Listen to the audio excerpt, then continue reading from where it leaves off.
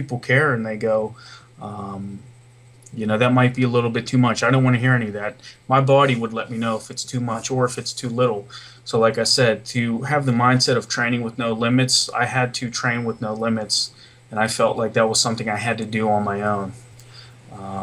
And then from a business standpoint, I just felt it was time to brand myself and trying to do that and be in the same vicinity as 8 other lifters was hard to do. Hard to separate yourself when you're on a team.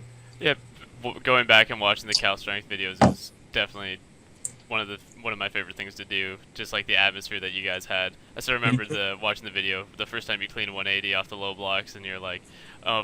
So when people ask me, oh Kevin, you remember the first time you cleaned 400? It was two boys, 2 men, and Yeah. I don't know, for some reason that Like, was. I mean, you can even see then. I mean, I'm sure talking to me now and then listening to me back then, I probably sound like a whole different person, and that's exactly how I felt now. I was a boy then, I'm a man now, and much accredited to trials and tribulations, and I felt like I wouldn't have gotten that if I was under the wing of, world famous Glenn Penlay and had, stipends and team members and all that.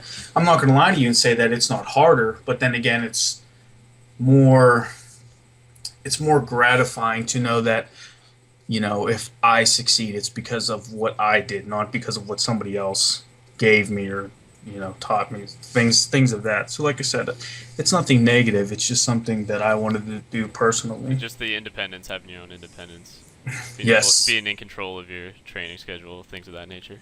Yeah. Yeah. Body weight, which was huge. Glenn and I, that's one thing I say. Glenn and I never agreed on body weight. I was always 100 kilos. So, funny story, we always had a sign-in sheet for your weight, because I was probably the culprit to that. That I probably motivated that more than anybody at Cal Strength. And I always weighed in 99.8, 99.9, 100.1. And then I would always write, and I'd kind of look over my shoulder, and Spencer and Rob would always watch me, and I'd write 97.5 down. And Glenn, I don't think I was convincing anybody, but you know, if I had the balls that I have now, being a man, I would have just moved up to a 105 and challenged Donnie. But you got to remember, back then, Donnie was a god. I was brand new. Donnie was a god. So, Yeah. No way you're going to challenge him. Nobody messes with Donnie. Are you still in contact with them at all now that Donnie, he's in Asia, John's doing his thing? Everyone seems to have, especially from the central group there, they're split off doing their own thing, still pursuing weightlifting in some way, shape, or form. Yeah, yeah. I mean, we're all busy, so it's hard to stay in touch. But we all try our best. Like, I just talked to John last week. Tom Soroka, I'm very good friends with. We talk all the time. Travis and I talk all the time. I'm actually going to have those guys on my podcast. Glenn had some health issues, so I think he's still battling with that. But I reached out to him a couple weeks ago through an email. But I mean, we're all good friends. There's no bad blood or anything like that. We all get along. That's awesome. And with your ideal of training with no limits, how do you know when your body's getting overdone? Have you had any injuries with that training methodology? Have you dealt with that? Things around that kind of aspect. I've just had bumps and bruises. Like I said, to train by yourself, you have to learn to train first. So you have to learn how to get into shape before you get into shape. I mean, I've put 5 years into the sport, which isn't a lot to some people, but I feel like it's been 10 because I've just been sitting there watching video after video. I've been very lucky to learn at a young age to keep my ears open and my mouth shut, and listen to what people say, even if they only know a little bit or they know a lot of it. Just listen to what everybody tells you and kind of build your own puzzle of weightlifting.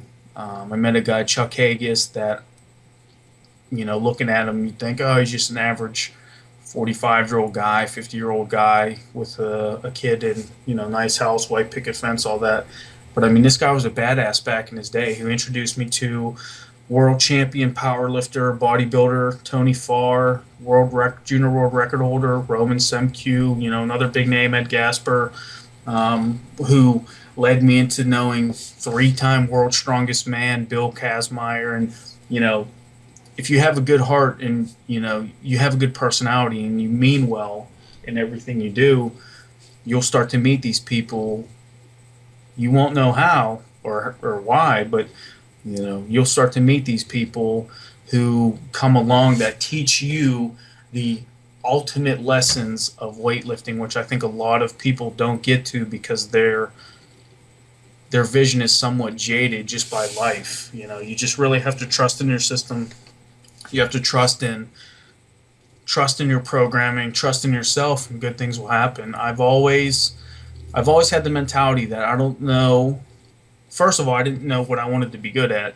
Then once I found it was strength, because I was always strong growing up. Once I found it was strength, I didn't know how I was going to be good at it, but I just knew I was going to. So I always just kept plugging forward through college, through finals, through being broke in school, and through not being able to train, and it's snowing and your car broke down and all that. I would always find a way to the gym. If I couldn't find a way to the gym, I'd always find something to research on. So always pushing forward, forward, forward. Even with business and training today, I still have to have that same mentality. But the thing is, it's my dream is growing further into fruition. So it's more. I'm starting to reap the benefits of all the hard work. So it's more motivating for me at this point to keep doing what I'm doing. Whereas a guy who's just starting off, he doesn't see what I see yet. But to all those beginning weightlifters out there, if you want to be the best, keep pushing through the best. And keep pushing to be the best, and one day you will. If you work as hard as you possibly can, how can you not, be number one? Because one day the champ is going to get tired of standing at the top of the hill, and the person who works the hardest and wants it the most will then take the throne. I remember my parents, like I said, I played college baseball. I was offered a scholarship to a big time Division II baseball or college, and I turned it down because I knew that's not what I wanted. Being 60 grand in debt now, I wish I wouldn't have. I would have found a way, but my parents didn't understand it. But now, that I'm a realistic candidate to go to the Olympics, and I have my own business, and coming from the person I was way back when, they're more than happy about what the decision I've made. So is your main goal right now trying to make it to that 2016 Olympics? I understand you do some CrossFit stuff just for fun every now and then. Do you take that seriously as well, or is that just mix up training, throwing some fun? I would never really do a bodyweight CrossFit. I've tried King Kong and stuff like that, and it's just something that I couldn't do. I'll stick to more with like bear complexes, barbell complexes. I'm getting ready to do a clean and jerk ladder, and have the same guy, Josh Bobrowski from Integrated Fitness, film it again. That's a place. That's actually the place that I moved up from Muscle Driver to work on. It's Integrated Fitness. So, I still keep in contact with those guys and everything. But it's just for fun. Those were all pretty routine weights. I've never really maxed out, but I have hit close to those numbers. And like I said, if I've made it once, I feel like I can make it 100 times. So it's all just for fun. All right. So sorry. Just again, you're All right. going for the your big goal, your end of the. Oh yes, the 2016. 2016 is the big goal. I am definitely looking to win this year's national championships. I feel like last year I blew it because I bombed out in a clean and jerk. I didn't really have a good meet. I didn't prepare well. So I feel like this year should be the two-time. I should be defending my title. However, once is better than zero.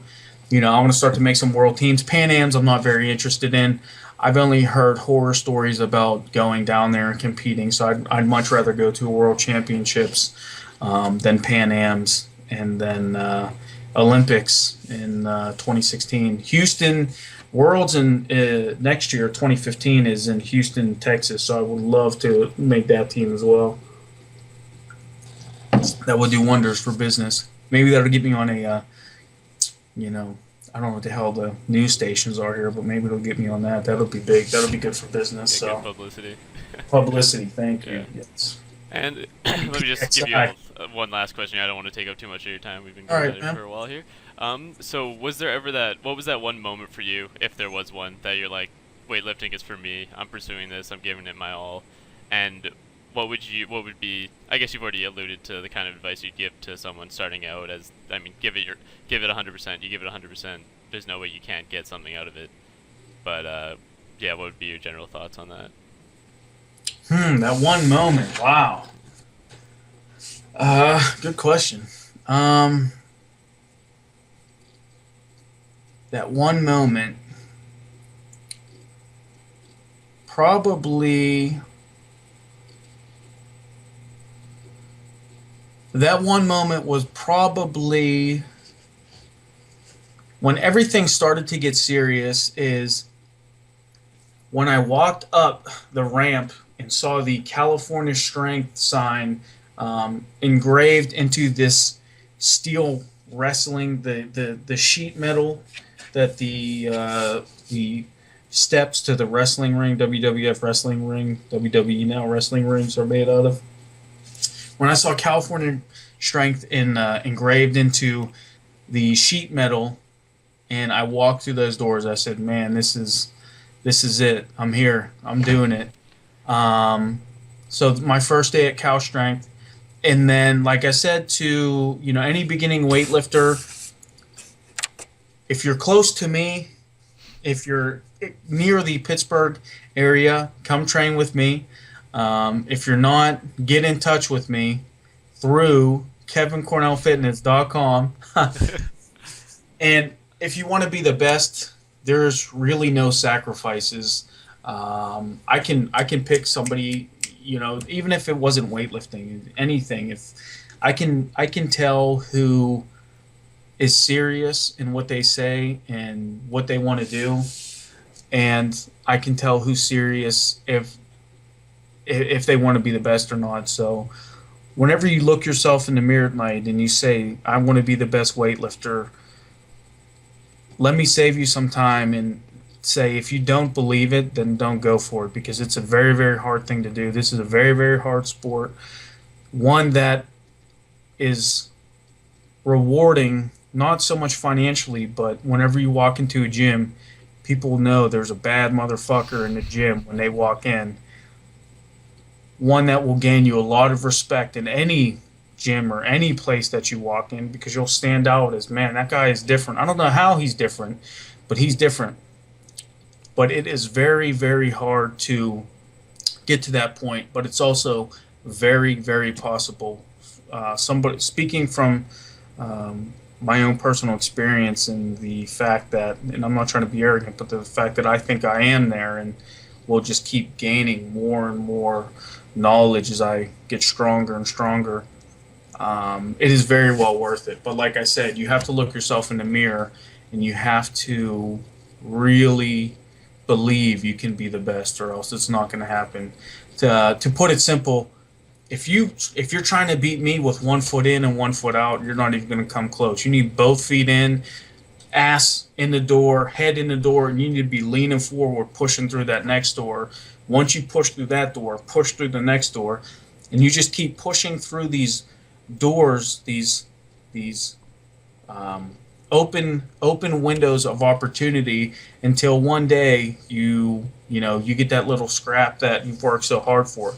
You keep pushing through the next one to get that bigger scrap. You keep pushing through the next one to get an even bigger scrap, till one day you push to where you have so much damn food, it's time to just start giving it away to charity, because you've worked so hard. And that's how I feel now. It's almost like if I didn't have to run a business, I would just give my, and even now, I try to just give my knowledge away, because I feel like I have too much of it. You know what I mean? Last words you'd like to shout out to where people can find out your website, where they can sign up for your seminars, online coaching, if you do have any supplements that you sell, or sponsors, anything like that you'd like to give shout outs for.